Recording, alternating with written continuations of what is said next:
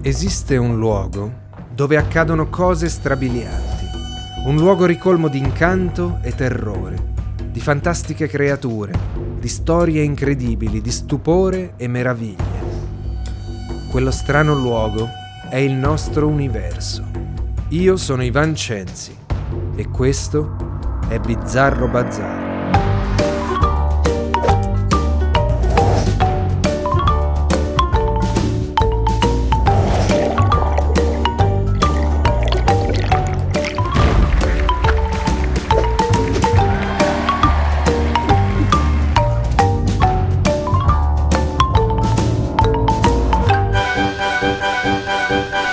Un tempo sulla Midway, la strada principale dei circhi o dei Luna Park, tra l'odore di hot dog e zucchero filato e le grida degli imbonitori, si potevano vedere straordinarie attrazioni secondarie. In inglese si chiamava sideshow. Dai mangiatori di fuoco alle donne barbute, dalle ballerine elettriche, cioè con costumi che si accendevano nel buio, alle mostruosità più esotiche. Eppure, oltre al fascino che esercita su di noi quest'epoca di ingenua meraviglia, c'è un'altra e meno risaputa ragione per cui dovremmo essere grati alle vecchie fiere itineranti.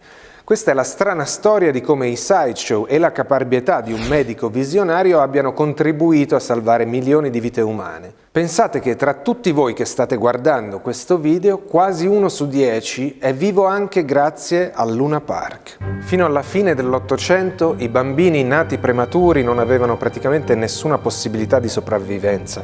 Gli ospedali non disponevano di unità neonatali in grado di assicurare delle cure efficaci e quindi i prematuri venivano ridati ai genitori affinché li portassero a casa, praticamente a morire. Nel 1878 un ostetrico parigino, il dottor Étienne Stéphane Tarnier, visitò una mostra chiamata Jardin d'Acclimation, in cui veniva esibito un innovativo metodo per allevare i polli in un ambiente riscaldato da un sistema idraulico. Immediatamente il medico pensò di applicare lo stesso sistema ai neonati prematuri e commissionò la costruzione di una scatola che permettesse di condizionare la temperatura dell'ambiente in cui il bambino si trovava. Lo sperimentò all'ospedale di maternità di Parigi, dove il suo braccio destro, Pierre Budin, sviluppò ulteriormente il concetto. Nonostante i buoni risultati, la comunità medica faticava a riconoscere l'utilità delle incubatrici. Era una riserva dettata dalla mentalità dell'epoca. L'elevatissima mortalità infantile rendeva i medici piuttosto fatalisti. Che i più piccoli e i più deboli non ce la facessero era ritenuto inevitabile, fin dall'alba dei tempi.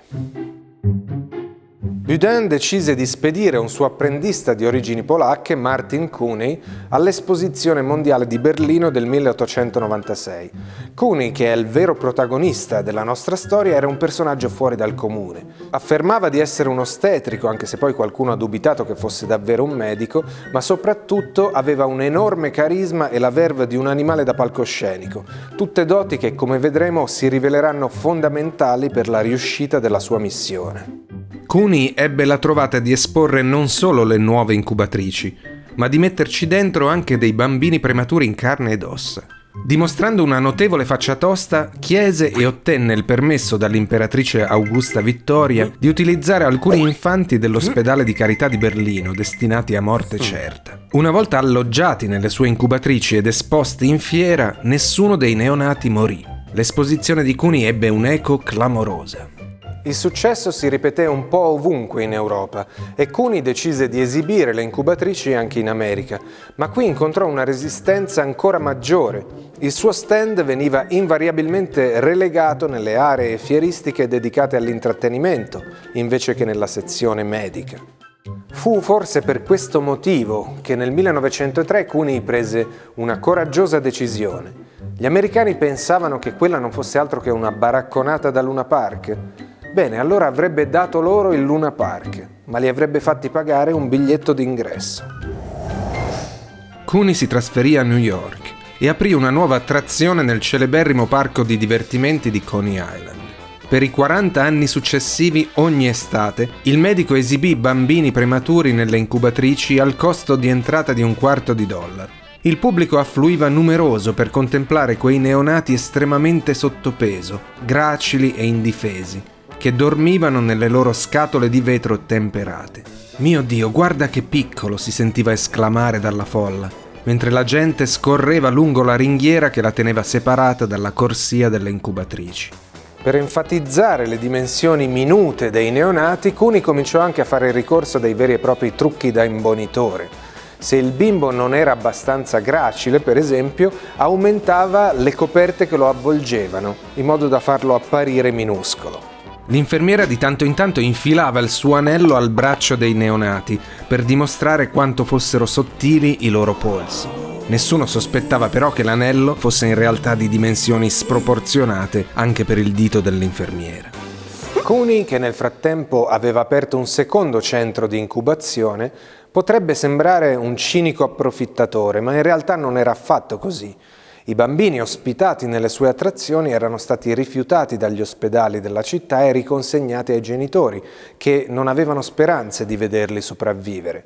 Il Doctor Incubator prometteva di curarli senza alcuna spesa da parte loro, a patto di poterli esporre in pubblico. I 25 centesimi del biglietto d'entrata coprivano interamente le elevate spese di incubazione e di alimentazione dei piccoli, garantendo addirittura un modesto margine di guadagno per Cooney e i suoi collaboratori.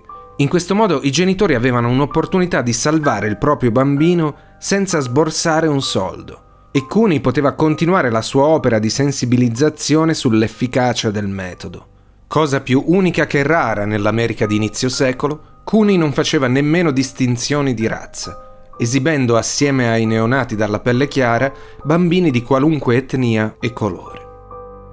In 40 anni di attività Cooney trattò circa 8.000 bambini e salvò almeno 6.500 vite umane, ma la sua ostinazione nel divulgare le incubatrici ebbe effetti ben più vasti. Sul lungo periodo i suoi sforzi contribuirono all'apertura delle prime unità di cura intensiva neonatale oggi presenti in tutto il mondo. Quando venne inaugurato il primo reparto per bambini prematuri a New York nel 1943, Cooney chiuse definitivamente l'attività di Coney Island, dichiarando: «La mia opera è conclusa».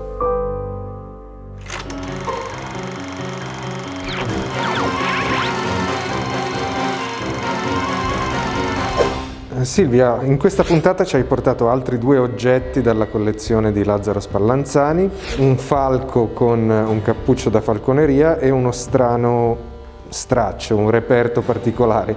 Qual è la connessione tra questi due e cosa significano? Lo straccio entra nella vetrina di Spallanzani con una propria classificazione, Bos taurus, bue comune. E ci si può chiedere che cosa voglia dire. È uno straccio rinvenuto nello stomaco, in uno degli stomaci di una vacca. Spallanzani si applicava agli studi sulla digestione ed è stato tra l'altro il primo a eseguire una digestione in vitro. Quindi questo reperto rinvenuto nello stomaco gli serviva probabilmente per supportare i suoi studi. Il falco, viceversa, era uno degli esemplari che utilizzava per far ingoiare tubetti contenenti pezzi di cibo in modo da osservare l'azione digestiva. I rapaci hanno la proprietà di rigurgitare le parti indigeste, quindi Spallanzani riusciva a recuperare questi tubicini, inoltre faceva ingoiare delle piccole spugne che venivano imbevute così di succhi gastrici e questi succhi gastrici gli servivano per poter operare la digestione in vitro. Quando parli di digestione in vitro, che cosa intendi esattamente? Vuol dire portare fuori dal corpo un processo che normalmente avviene nel corpo e questo Spallanzani interessava sempre molto. Significa mettere in una provetta dei succhi gastrici e Spallanzani se li era procurati un paio di volte anche provocandosi il vomito a digiuno e poi dopo inserire in queste provette pezzi di cibo che fossero frammenti di cereali, di pane o di carne e osservarne nel tempo la digestione. Tra l'altro all'epoca non c'erano le possibilità di tenere a temperatura costante queste provette, Spallanzani le teneva anche per giorni sotto i vestiti in modo che avessero la temperatura corporea costante. Questo tipo di ricerca fa parte anche di uno degli interessi, diciamo, di Spallanzani, che era quello di cercare di provare a confutare delle teorie precedenti, quindi anche nel caso della digestione c'era l'idea della triturazione meccanica. Sì. Sì, specialmente osservando volatili domestici come i polli che hanno dei ventrigli molto muscolosi e a volte ingoiano anche dei sassini, c'era l'idea che potesse essere predominante l'aspetto meccanico, invece Spallanzani chiarisce che è un processo essenzialmente chimico, quello digestivo.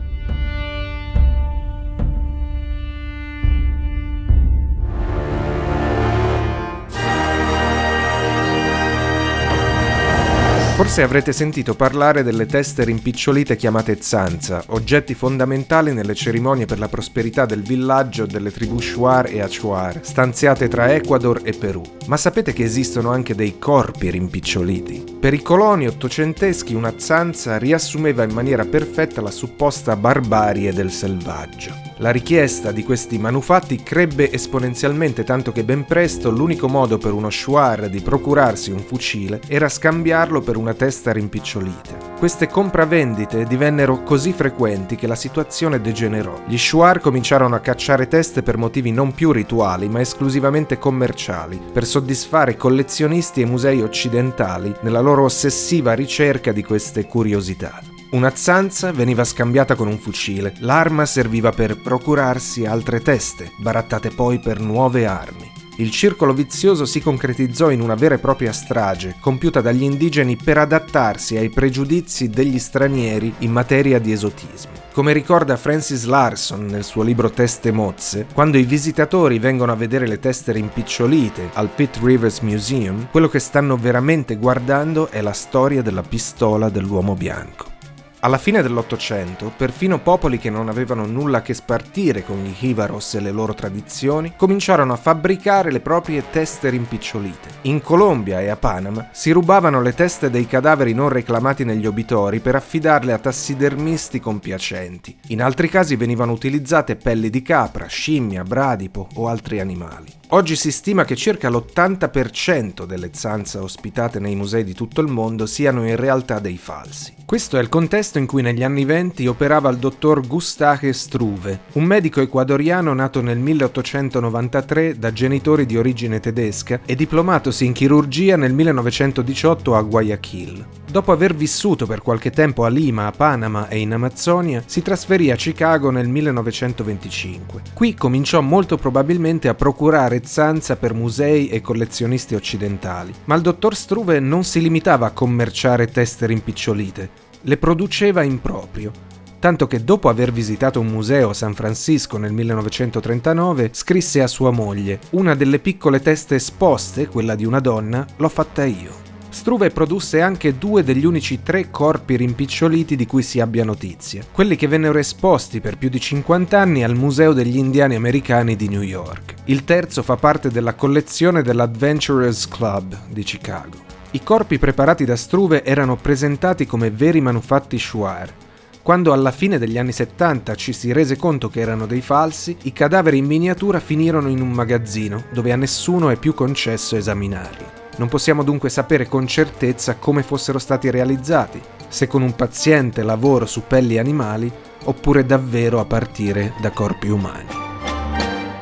Se questa puntata vi è piaciuta, non dimenticate di mettere un like e iscrivervi al canale per non perdere nessun episodio. Arrivederci al prossimo strano, macabro e meraviglioso appuntamento.